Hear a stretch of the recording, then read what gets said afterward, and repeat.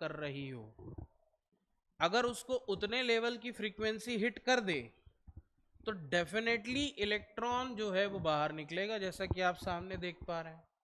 और जब इलेक्ट्रॉन यहां से बाहर निकलेगा तो पर्टिकुलरली इलेक्ट्रॉन का फ्लो इस डायरेक्शन में, तो इसके अपोजिट डायरेक्शन में क्या बहने लगती है, करंट। और आपको 10th क्लास वगैरह में पढ़ाया गया होगा कि पर्टिकुलर इलेक्ट्रॉन के अपोजिट डायरेक्शन में करंट का फ्लो होता है, करंट का फ्लो होता है। तो इसी को साहब हम क्या नाम देते हैं, ये एच न्यू नॉट हो गया, ये पर्टिकुलर इस इलेक्ट्रोड का वर्क फंक्शन हो गया। क्या हो गया, वर्क फंक्शन। मतलब जब तक इसको इसके वर्क फंक्शन के बराबर जो भी इसका इलेक्ट्रॉन वोल्ट है पर एटम, उतने बराबर के फोटॉन्स नहीं पड़ेंगे तब तक इलेक्ट्रॉन बाहर इजेक्ट आउट नहीं होंगे। ठीक है ना। तो अगर मैं बात करूं अब एक पर्टिकुलर इसकी टोटल एनर्जी की, तो total energy is equal to किसके बराबर हो जाएगी, h nu is equal to हो जाएगा h nu nought plus phi के बराबर। किसके बराबर हो जाएगा, h nu nought plus phi के बराबर। समझ में आया। तो ये है तुम्हारा पूरा फोटो इलेक्ट्रिक इफेक्ट।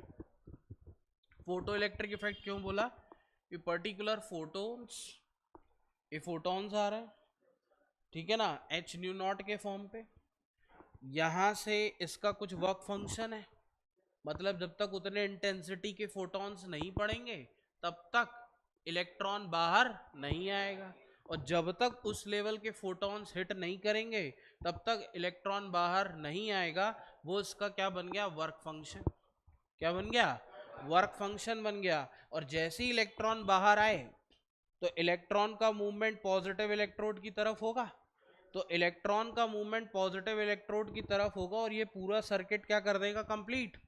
और करंट क्या होने लगेगा, फ्लो होना स्टार्ट हो जाएगा। तो फोटो मतलब फोटॉन्स, इलेक्ट्रॉन का निकलना, और फोटॉन्स के आने से इलेक्ट्रॉन का निकलना हुआ एक पर्टिकुलर इंटेंसिटी पे, और उसके बाद ये इलेक्ट्रॉन्स का जब मोशन हुआ तो क्या करंट बना। तो इसी को जोड़ दिया जाए तो photo electronic effect, photo electronic effect या फोटो इलेक्ट्रिक करंट इफेक्ट। भाई फोटो इलेक्ट्रॉनिक से इलेक्ट्रिक दैट इज करंट।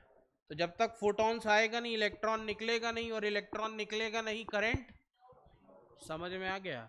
इसी को हम क्या नाम बोलते हैं, photo electric effect. Maximum time बच्चों को समझ में ही नहीं आता किसका वर्क फंक्शन, किसका एच न्यू नॉट, और काहे के लिए एच न्यू हम पूरा निकाल रहे हैं।